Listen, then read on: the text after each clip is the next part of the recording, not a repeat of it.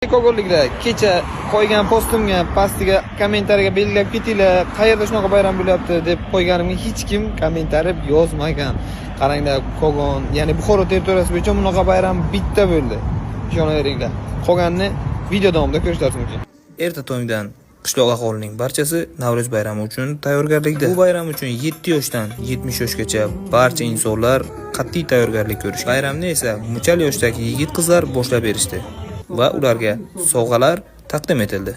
Va yosh kattalar tomonidan tosh ko'tarish, yosh kichiklar tomonidan esa she'r aytish, qo'shiq aytish jarayonlari bo'lib o'tdi. Arqon tortish milliy urf-odatni esa gapirmasa ham bo'ladi. Bu yerda juda ham ishtiyoq bilan yosh bolalardan boshlab kattalargacha va sport ustalari ham bu ip tortishda qatnashishdi. Kurash milliy urf-odatlarimiz bu yerda ham yosh bolalardan tortib to kattalargacha kurash maydoniga chiqib, bel bog'lab kurashishdi. Qisqa qilib aytganda, Navro'z bayrami Ganjkash qishlog'ida juda ham zo'r va maroqli o'tdi desak bo'ladi.